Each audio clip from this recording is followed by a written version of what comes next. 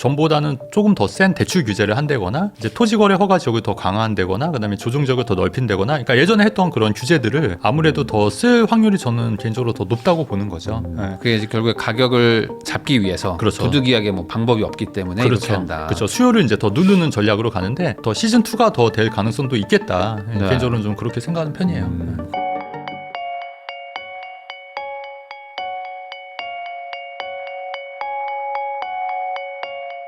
안녕하세요. 부익남TV의 부익남입니다. 오늘은 미래를 읽다 투자자문의 최진권 대표님 모시고 또 최근 부동산 시장 이슈부터 전망까지 다양한 이야기 한번 나눠보겠습니다.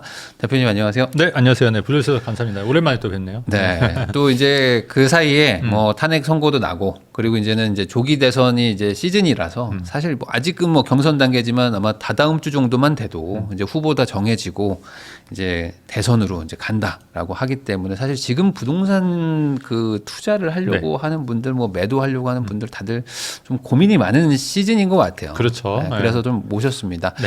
우선은 6월 3일이 대선인데 네. 어쨌든 이제 그러면 하반기 네. 부동산 시장 전망은 뭐 네. 전체적으로 어떻게 보십니까? 글쎄 저는 이제 워낙 이게 다사다난했던 한 해였던 것 같아요. 뭐 네. 탄핵도 있었고 뭐 여러 가지 또 사건들이 많이 있었는데 또 미국발 관세 전쟁도 있었고 뭐 전국적으로 뭐 러시아 우크라이나 전쟁도 요새 뭐 계속 지속되고 있고 또 뭐 휴전을 한 해 만에 뭐 이런 상황이어서 굉장히 불확실성이 많은데 기본적으로 그럼에도 불구하고 그 금리는 계속해서 좀 내려가고 네. 있는 추세고 또 아시다시피 이렇게 입주 물량이라든가 공급 물량이 서울에 이런 데가 많지는 않는 거 다들 아실 거예요. 이제 그런 부분도 있고, 이제 2022년 말부터 시작했던 이제 부동산 하락 이후에 이제 꾸준히 좀 올라왔다, 뭐 멈췄다 올라왔다 했지 않습니까? 근데 네. 그때를 바닥으로 봤을 때 지금 이제 많이 올라온 데도 있지만 강남 상고나 용산 지역은 많이 올라온 데도 있지만 그럼에도 불구하고 그때 고점을 안 찍은 단지들도 여러 있지 않습니까? 서울 시내. 그래서 좀 많이 더 회복할 여지가 있기 때문에 전반적으로 좀 올 하반기에도 부동산이 좀 더는 저는 좀 상승 쪽으로 좀 무게를 좀 두고 있는 편이에요.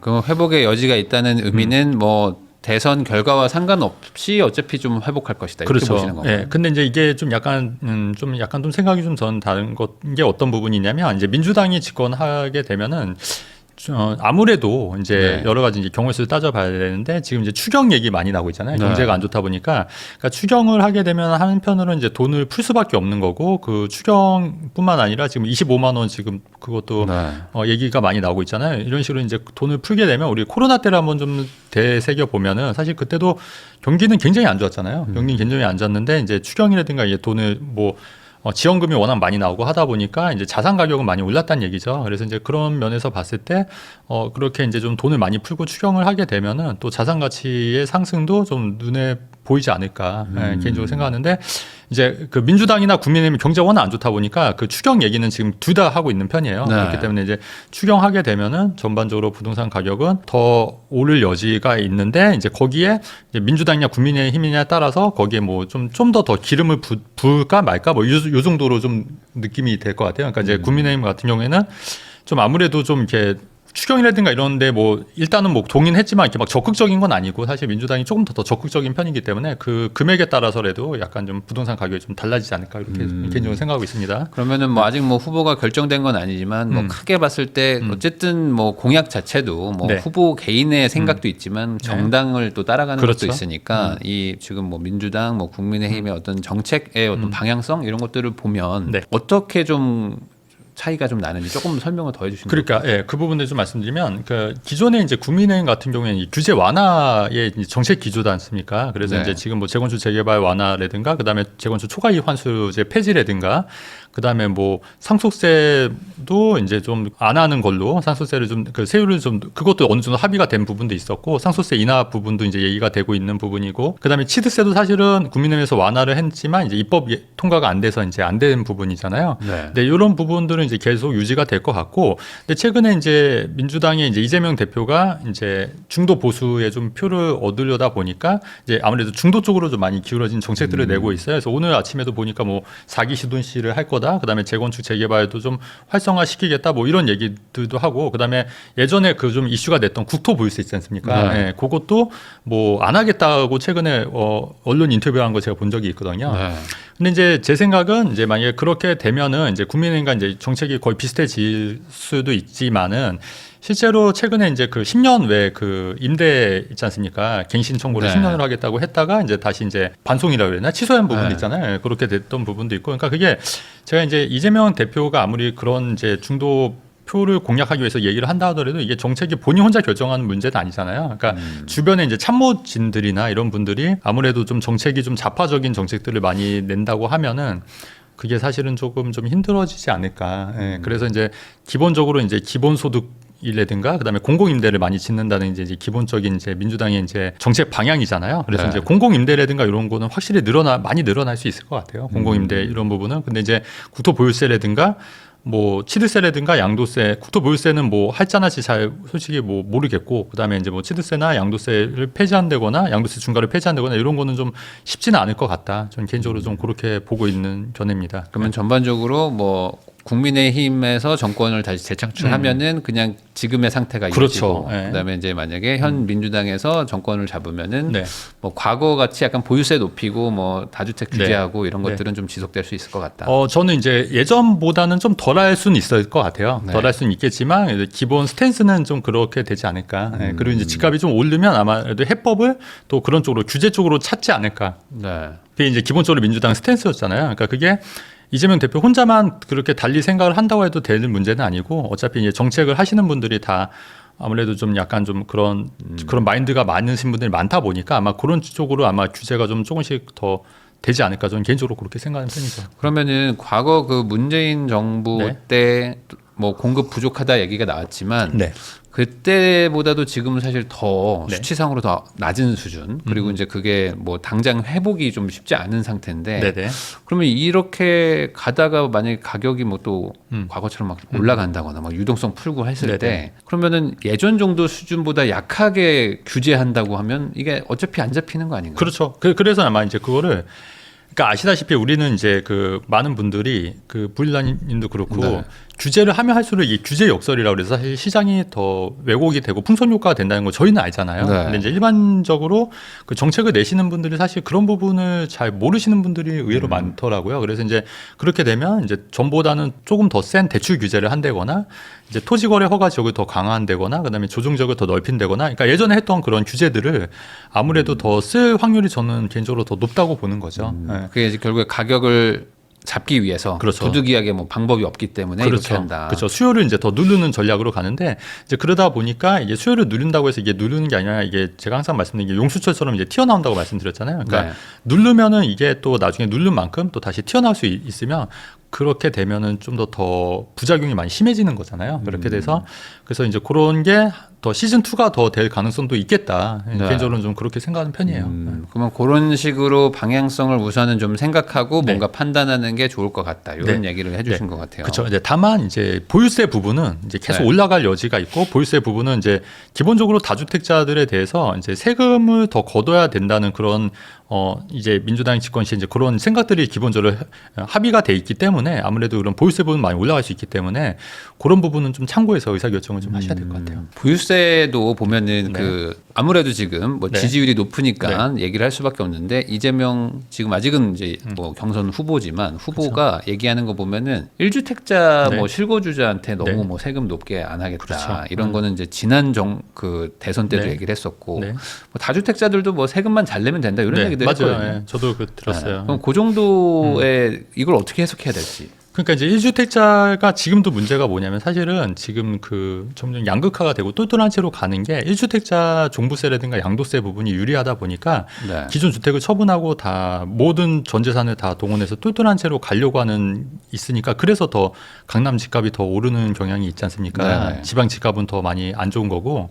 근데 이 정책을 계속 밀어붙이겠다는 얘기잖아요. 결론적으로. 네. 그렇게 되면은 마찬가지로 더 똘똘한 채는 갈 수 있다는 거죠. 그러니까 이제 더 쉽게 설명드리면 비과세는 12억까지지 않습니까? 네. 근데 이제 우리가 30억짜리 아파트라 하더라도 장기 보유 투표 공제는 이게 80%까지 10년 보유 10년 거주하게 되면은 80%까지 공제가 되는 거예요. 그럼 만약에 내가 30억에 사서 60억에 팔면 비과세 한도는 넘지만 차익이 30억이 넘는다 하더라도 24억, 80%면 24억이지 않습니까? 네. 24억이 공제가 되니까 이제 6억에 대해서만 세금을 내는 거지 않습니까? 않습니까? 근데 이 혜택을 받으려면 무조건 1주택으로 가야 되는 거고 네. 또 이제 그 거주랑 그 보유 요건을 채워야 되지 않습니까? 그러다 보면은 내가 전 재산이 30억인데 10억짜리 아파트 세 채를 갖고 있느니 그냥 나는 그러면 양도세로 다 뜯기고 또 중과되면 또 양도세 뭐 82.5%까지 올라가니까 뭐 그럴 바에는 그냥 나 세 개 그냥 다 팔아서 똘똘한 채 1주택으로 갈래 그래서 30억짜리 사서 그런 30억짜리 주택들이 요새 계속 오르고 그게 이제 40억, 50억, 60억 되는 네. 거지 않습니까? 그게 이제 저는 1주택자 그 장기보유 특별공제도 무시 못한다고 보는 건데 마찬가지로 이렇게 1주택자만 그냥 실수요라 보고 다주택자를 뭐 투기꾼 투자자로 이렇게 계속 인식이 된다 보면은 마찬가지로 계속 똘똘한 채로 갈 거고 그러다 보면 강남의 그런 똘똘한 채는 더 많이 갈 수밖에 없는 현상이지 않을까 개인적으로 그렇게 생각하고 마찬가지로 종부세도 똘똘한 한 채로 가는 게 훨씬 더 유리하기 때문에 무조건 전 재산을 팔아서 똘똘한 한 채로 가는 게 양도세라든가 종부세 측면에서 유리하기 때문에 아마 그런 흐름은 더 지속될 수 있다고 봐요. 그러니까 30억에 사서 60억에 팔아도 실제로 세금 뭐 한 2, 3억밖에 안 나오니까 그렇지. 그러면은 무조건 오래 보유하고 오래 거주해야 되겠다. 그렇죠. 그러니까 네. 제일 좋은 집 하나 사서 그냥 그렇죠. 거기 들어가서 살자. 그죠. 그게 현실적으로 맞는 얘기죠. 그래야 세금이 뭐 엄청 차이가 나니까. 그렇죠. 예. 그러니까 예를 들어서 뭐 10억짜리 해서 10억씩 20억씩 팔아도 그 82.5% 내면은 사실 8억 남는 게 2천씩을 없는데. 그렇죠. 남는 게 없는 건데 근데 똘똘한 채로 가서 장기보유 특별공제 80% 다 챙기면은 어차피 세금이 많지 않으니까 누구나 다 그런 선택을 할 수밖에 없는 거죠.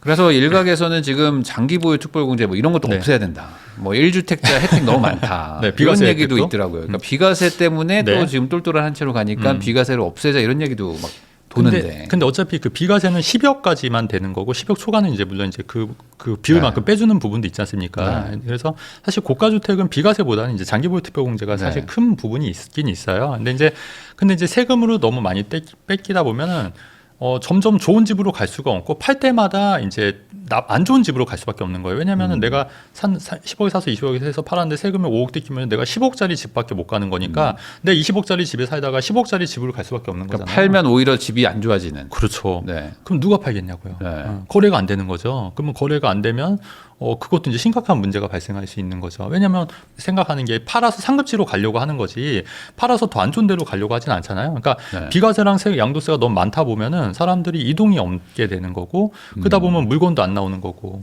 그렇게 되면은 사실 이게 그 부동산 안정이라는 게 그 정책 위반자들이 잘못 생각하고 있는 게 거래가 안 되는 게 아니지 않습니까? 거래가 활발하게 되지만 가격은 안정이 되는 게 부동산 안정인 거지 거래 자체가 안 된다고 해서 그 부동산이 안정이라고 할 수는 없는 거예요. 왜냐하면 거래 자체가 안 되면 인테리어 업체라든가 이삿짐 업체라든가 이런 부분도 다 망할 수밖에 없는 거고 또 취득세도 안 잡히죠. 국세인 양도세도 안 잡히는 거니까 사실 그렇게 되면 부작용이 점점 더 커질 수밖에 없는 거예요. 그러다 보니까 뭐 양도세를 뭐 비과세를 없애겠다, 장기보유 특별공제 없애겠다. 그러면 이제 이런 현상들이 발생할 수 있기 때문에 더 이제 안 좋은 결과로 이어질 수밖에 없는 거죠. 저는 이제 개인적으로 하나 좀 걱정되고 네. 뭐 하는 부분은 뭐냐면 이제 이 방금 말씀하신 지금 장기보유 특별공제 80%라는 게 말씀하신 거랑 지금 엮이면서 네. 고가 주택을 사서 장기 보유하면 결국에 실익이 좋다. 요걸로 지금 다들 가니까 뭐 100억, 200억짜리도 네. 나오는 거잖아요.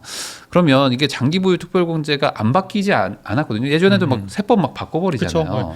그래서 원래 거주 안 하고 보유만 맞아요. 해도 10년 되는데 보면 되네. 거주를 중간에 넣고 그렇죠. 그러면 맞습니다. 이제 만약에 금액으로 해서 네. 뭐 또 막 깎는다든지 네, 네, 뭐 이렇게 또 계단식 차등화를 하면 네. 그러면 또 지금 이 똘똘한 한 채를 잡을 수 있지 않을까라는 생각으로 좀 개정을 할 수도 있지 않겠습니까?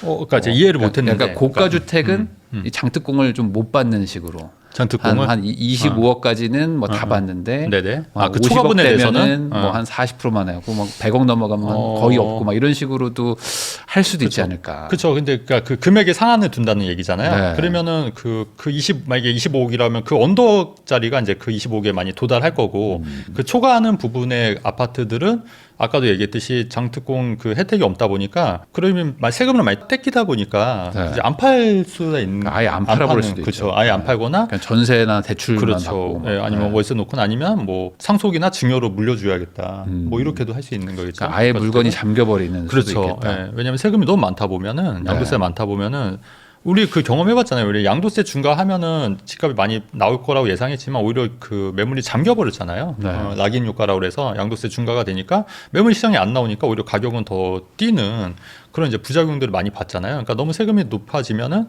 굳이 뭐 이걸 팔아야 되나? 자녀한테 주면 되지. 뭐 이런 식으로 좀 갈 수 있지 않을까. 그리고 이제 금액을 정하다 보면은 오히려 그것도 좀 역차별이 될 수 있는 거죠. 그러니까 네. 25억 이하는 혜택인 거고, 그럼 요 10억에서 25억까지가 이제 가장 이 구간이 또 많이 또 오를 여지가 있는 똘똘한 거죠. 한 채는 그렇죠. 거기서 막 일어나겠죠. 그렇죠. 예. 그렇게 되면은 또 네. 좀 문제가 더 있는 거죠. 그래서 그냥, 저는 개인적으로 규제는 좀 많이 풀려야 된다고 봐요. 예. 네. 근데 이제 아까 말씀하신 것처럼 수요와 공급에 지금 네. 뭐 이런 미스매치가 당장은 해결이 안 된다면 네, 뭐 제가 정책 위반자여도 이 세금이나 네. 대출 규제를 하고 싶어질 것 같긴 해요. 당장 네, 네. 뭔가 당장 효과를 내야 그거예요. 되니까. 그러니까 이게 저는 극약 처방이라고 봐요. 항상 항상 당장의 어떤 이득이나 그 효과를 보기 위해서 극약 처방을 하다 보면 몸이 많이 망가지는 거잖아요. 그러니까 네. 그렇게 하다 보면 결국 시장이 망가지는 거죠. 이제 그보다는 좀 입에는 쓰지만은 좀 장기적으로 좀 이렇게 체질 개선을 할 수 있는 약을 처방하는 게 맞지 않냐. 근데 그런 약이 뭐냐고 보면은 저는 오히려 양도세 중과를 완화를 한다거나 오히려 그다음에 취득세 완화를 한다거나 이런 게 오히려 더 좋은 입에는 쓰지만 좋은 약이지 않을까. 왜냐하면 단기적으로는 조금 약간 부작용이 있을 수 있겠지만 중장기적으로는 이게 더 해법이 되지 않을까 이렇게 생각이 되는 게 왜냐하면 지금 취득세도 문제가 많은 게 아시다시피 뭐 2주택, 3주택 8%, 12%지 않습니까? 그러면 내가 다주택자는 똘똘한 채로 가려면은 기존 주택을 다 처분해야 되는 다 팔고 거잖아요. 가야죠. 예, 그러니까 지방이 안 좋은 아파트들은 더 가격이 떨어지는 거고 내가 가려고 하는 상급지들은 더 가격이 마찬가지로 똑같은 생각을 하니까. 근데 이게 똑같이 예전처럼 그냥 단일 세율이거나 아니면 금액에 맞게 세율이 달라지면 사실 그런 게 필요 없지 않습니까? 내가 좋은 거 하나 사면 되는 거예요. 그다음에 안 좋은 거는 나중에 천천히 팔아도 되지 않습니까? 네. 예. 근데 그게 안 되고 내가 좋은 걸 살려면 기존 걸 다 처분을 해야 되니까 이런 게 시장에 매물이 많이 나오다 보니까 이제 가격이 이제 좀 약간 양극화가 더 심해지고 있는 현상으로 보여지는 거죠. 예. 그러면은 또 하나 또 대선 이슈 중에 하나가 지금 네. 또 뭐 세종시 이전 이런 네. 얘기들 나오고 있는데 뭐 사실 지금 분위기상 대통령실 그 용산을 다시 쓰지 않을 것 같다는 느낌도 좀 네. 들고 뭐 네. 임시적으로 쓸 수 있을지 몰라도 뭐 다시 어딘가로 뭐 청와대로 가든 뭐 세종시로 가든 뭐 이런 얘기들이 나오고 있는데 네. 개인적으로는 어떻게 보세요? 이 세종시로 간다고 만약에 하는 얘기들이 네. 현실성이 있다고 보세요? 뭐 그럴 수도 있을 수도 있는데요. 근데 이제 그것도 뭐 저는 뭐 좀 지켜봐야죠. 아직 뭐 대선이 결과 어떻게 된 것도 아니긴 하니까. 그래서 최근에 세종시가 이제 좀 많이 가격이 좀 많이 오르고 있는 현상도 네. 있고, 그리고 이제 세종시가 예전에 그 행정수도 원래 이전을 하려고 했는데 그게 헌법재판소에서 그게 이제 위헌이 나온 거지 않습니까? 위헌이. 네. 그래서 2004년도인가 제가 알기로는 그때 노무현 정부 때 이제 헌법재판소에서 위헌이 나서 이제 뭐 관습법상 그 서울 행정수도는 서울이다 뭐 이런 식으로 네. 나서 그렇게 해서 그것도 뭐 또 그런 식으로 또 돼서 또 위헌이 날 수도 있는 거고, 이제 행정수도 이전은 아니고 이제 관사만 물론 청사만 옮기는 거긴 하지만, 그리고 이제 또 이게 또 문제가 뭐였냐면 지방 분권 시대로 해서 이제 문재인 정부 때 노무현 정부 때 좀 지방에 좀 약간 기업들을 네. 많이 보내려고 하고 이제 그런 식으로 지방을 좀 육성하려고 했는데 실제로 그 사람들이 안 가는 거예요. 그러니까 이제 세종시도 아시다시피 뭐 그냥 출퇴근해서 밤에는 또 서울로 오고, 그러니까 이게 또 너무 이제 비용이라든가 이런 것도 많이 낭비다 보니까 이제 그런 문제들도 분명히 있었지 않습니까? 그래서 뭐 대통령실을 뭐 세종시로 옮긴다고 하면은 뭐 충분히 가능성은 있는데 그거는 글쎄 모르겠어요. 그러니까 그거는 또 여러 가지 또 그 지금 생각과 또 대통령이 되고 나서는 또 생각이 또 달라질 수도 있고 주변의 참모들이라든가 또 현실적인 여건들이 좀 달라질 수 있기 때문에 글쎄 그거는 정말 반반인 것 같아요. 반반. 그러면 지금 또 어떤 분들은 또 마음 급해가지고 네. 세종시 올라갈 것 같다고 네, 해서 미리 좀 선점해야지 하시는 분들도 있는데 이거는 네. 지금 굳이 그렇게 할 필요는 없다 이렇게 보세요. 네, 저도 마찬가지 그런 생각인 게, 그러니까 이게 그 이제 주식 테마주라고 보시면 되는 거죠. 그러니까 이게 만약에, 그러니까 제가 볼 때는 차라리 지금 이런 시점은 세종시에 갖고 있는 분들이 그동안 많이 떨어졌지 않습니까? 네. 그리고 거래가 안 된다고 되게 많이 좀 되게 안타까워 하시는 분들이 굉장히 많아요, 본인들이. 근데 이제 그럴 때 좀 매도 타이밍으로 잡으시면 어떨까. 근데 이제 지금 들어간다 하더라도 이게 그 고점에 잡으시는 거고, 그리고 이게 만약에 무산이 되면은 가격은 떨어질 게 불보듯 뻔하지 않습니까? 네. 그리고 워낙 이거는 이제 이슈적인 테마적인 성격이 강하기 때문에 좀 등락이 좀 왔다 갔다 클 것 같아요. 그리고 이제 어차피 이게 지금 샀다가 좀 올라서 판다고 하더라도 세금이 만만치가 않아요. 그러니까 최소 2년은 보유해야지 이제 네. 일반 세율이니까, 비과세나 일반 세율이니까, 그러니까 최소 2년을 보유해야 되는데 그 2년 후율을 어떻게 예측하기가 힘들지 않습니까? 그래서 제가 볼 때는 지금 갖고 있으신 분들이 매도 타이밍으로 활용하시는 거지, 지금 이거를 뭐 빌미로 내가 들어가겠다, 투자로 들어가겠다, 이거는 조금 좀 위험한 생각이지 않을까. 만약에 진짜 행정수도로 이전이 되더라도 이거는 너무 위험한 투자다. 네, 전 개인적으로 그렇게 생각해요. 다만 이제 내가 이제 진짜 실거주 하겠다, 실수요 하겠다 그냥. 근데 그러면 조금 더 일찍 사셨으면 좋았겠죠, 사실은. 오르기 네. 전에. 근데 그럼에도 불구하고 그 올랐음에도 불구하고 난 실수하시겠다 하시는 분들은 뭐 그것까지 말릴 수는 없으니까 그건 오케이인데 이제 이걸 투자로 하시겠다는 분들은 저는 좀 반대할 것 같아요. 그러면 아까도 잠깐 얘기를 해주셨지만 네. 결국에 이제 지방 집값이 떨어지고 매물이 막 나오고 결국에 이 기대감도 없어지는 거는 지금 똘똘한 한 채라는 어떤 다주택자 규제 네. 그리고 이제 상대적으로 1주택자한테 네. 혜택을 주고 있는 요 문제일 텐데 요게 해소가 돼야지만 부동산 저 지방을 좀 살릴 수 있을 거 아니면 뭐 다른 방법이 있다고 보세요? 최근에 이제 좀 제가 관심 있게 본 게 그 공시가격 1억에서 2억으로 상향이 됐어요. 지방 네. 주택 취득세 완화가. 한 시세로 한 3억 정도. 그렇죠. 돼요. 네. 3억, 3, 4억, 3억 5천 뭐 이 정도도 가능할 것 같고요. 근데 그러다 보니까 이제 예전에 공시가격 1억짜리는 이제 다 구축밖에 없었다는 얘기죠. 네. 근데 이제 지금은 아까 말씀드렸듯이 뭐 3억 5천에서 뭐 4억까지도 충분히 이제 커버가 되면 사실 신축들도 해당이 되거든요. 네. 그러면 이제 지방에 있는 신축들도 그 오르는 데는 또 오르고 또 지방도 지방 나름인 게 인구가 계속 유입이 되고 지금처럼 안 좋은 시장에서도 가격이 안 떨어지고 오르는 지역도 있어요. 네. 근데 그럼에도 불구하고 이제 일종의 이게 공시가격 2억 이하로 이제 상향이 이게 확정이 된 겁니다. 확정이 됐기 때문에 그렇게 되면 이제 이런 수요들도 조금 몰릴 수가 있는 거죠. 왜냐하면은 뭐 다주택자들도 이제 취득세 8% 12% 내느니 네. 그거는 공시가격이 어차피 6억 이하다 보니까 1%만 내면 되는 거잖아요. 네. 그러다 보니까 이제 지방에 있는 그런 투자 수요들이 저는 좀 몰릴 수도 있다고 보여지는 거고, 그래서 지방이 최근에 세종시가 오르듯이 분명히 이런 이슈들이 있거나 하면은 지방도 좀 살아날 여지가 있다. 그래서 이제 지금 시점에서는 이 공시가격이 1억에서 2억 상향된 게 아마 지방 시장에서도 약간 총신호가 켜지지 않을까 이렇게 좀 생각이 되고, 그다음에 이제 지방 같은 경우에도 부산이나 대구나 뭐 이런 좀 안 좋은 지역들도 물론 있고 미분양 물량도 많은 데도 있지만은 뭐 예를 들어서 뭐 세종이라든가 뭐 대전이라든가 뭐 다른 지역들 있지 않습니까? 네. 뭐 그런 지역들도 뭐 그 투자로 유망한 지역들 또 새 아파트가 들어오는 데도 그런 데도 유망하기 때문에 그런 거는 좀 관심 있게 보시는 것도 괜찮을 것 같아요. 근데 그 네. 금액대가 사실 네. 그 정도면 이제 대도시, 광역시급은 아니고 뭐 네네. 소도시급에 있는 물건들이 대상이잖아요. 그렇죠. 그러면 광역시는 가만히 있는데 네. 그 옆에 소도시에 투자한다 이게 좀 쉽지 않을 수도 있을 것 같은데. 근데 이제 소도시라 하더라도 아까 얘기했듯이 뭐 예를 들면 뭐 천안이라든가 충북 네. 진천이라든가 이런 네. 지역들은 시세 한번 그 좀 모니터링 해보시면 아시겠지만 인구가 계속 유입이 되고 있어요. 그리고 이제 그런 지역들은 가격이 오히려 올랐어요. 분양가 대비했을 때도 좀 올랐고, 근데 그런 지역들이 이제 아무래도 실수요도 실수요지만 또 투자 수요도 좀 몰릴 수가 있는 거기 때문에 뭐 그런 지역들은 나쁘지 않을 것 같아요. 그러니까 이게 지역마다 좀 편차가 있을 것 같아요. 네. 그래서 이제 그런 거를 잘 확인을 한번 해보시면 좋을 것 같고, 그 다음에 이제 다만 이런 건 있는 것 같아요. 이게 이제 상급지로 내가 서울을 살려고 한다. 근데 내가 이런 지방에 있는 아파트를 여러 채를 사면 이 지방에 있는 여러 채 때문에 서울에 있는 아파트가 취득세가 올라가는 거지 않습니까? 그렇죠. 12%. 근데 그런 분들한테는 이 전략은 맞지 않아요. 이 전략은 맞지 않고, 이 전략은 이제 어떤 경우냐면은 이제 사회초년생들인데 진짜 내 돈이 하나도 없다. 네. 그래서 뭐 한 진짜 5천만 원 있다, 7천만 원 있다. 근데 5천만 원, 7천만 원으로 어디 살만한 데 없잖아요. 수도권에. 근데 그런 분들이 해서 불려가겠다 네. 하나씩 이런 분들한테는 일단은 오케이. 그런 분들은 나쁘지 않죠. 어차피 서울 수도권 살 수 있는 거 아니니까. 네. 그런 분들한테는 나쁘지 않고, 저처럼 이제 다주택자들 더 이상 이제 할 게 없어. 할 게 없는데 뭔가 좀 투자를 하고 좀 몸이 근질근질해. 네. 그런 분들은 뭐 상관없이 그다음에 나는 체중주택도 이미 다 마련을 했어. 더 이상 상급지로 안 갈 거야. 나는 갈 네. 필요도 없고.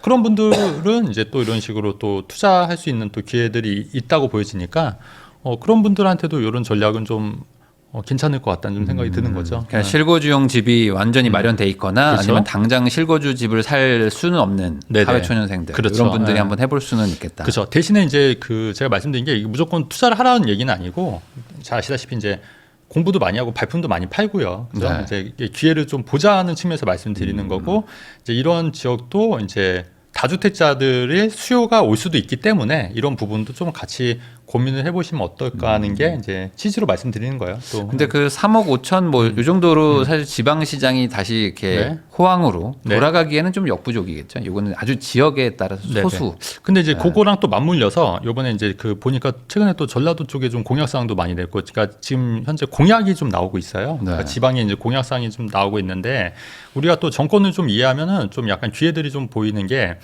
아시다시피 그 서울 수도권이 안 좋고 지방시장이 좀 화랑일 때가 있었어요. 네. 그 이제 그때가 언제냐면은 그 노무현 정부 때 이명박 그 2008년 금융위기 직후에 노무현 정부 때 이제 그때는 왜 그랬냐면 이제 그때 이제 정책 기조 자체가 지방 분권 시대. 그때 이제 세종시도 이제 했던 네. 거고 지방 분권 시대에 있었던 거고.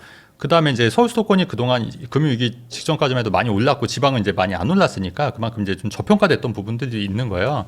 그러다 보니까 이게 항상 보면은 이렇게 이해하시면 될 것 같아요. 그러니까 약간 국민의힘은 약간 정책 기조가 서울 수도권. 그래서 네. 아무래도 이런 쪽 핵심이고 민주당은 아무래도 좀 지방 분권 시대에 맞추다 보니까 그런 정책들을 내고 실제로 기업들을 좀 그쪽으로 좀 이전하려고 하는 그런 계획들도 많이 갖고 있기 때문에 그러니까 이게 뭐 좋다 안 좋다를 떠나서 이게 흐름을 말씀드리는 겁니다. 기본 속성을 말씀드리는 거예요. 그렇다 보니까 좀 약간 이런 지방시장도 제가 볼 때는 좀 추진력이 좀 생길 수도 있지 않을까. 네, 그런 기대. 그래서 요거를 100% 믿지 마시고 그냥 추이를 좀 지켜보시면 좋을 것 같다는 말씀 드리는 거예요. 그러니까 지방이 워낙 눌려 있은 네. 이런 상황에서 뭐 지방 살리기라는 것들이 나오면 그렇죠. 지금처럼 막 똘똘한 한 채 이 분위기가 갑자기 또 지방으로 갈 수도 네, 있는 네. 거니까. 그렇죠. 네.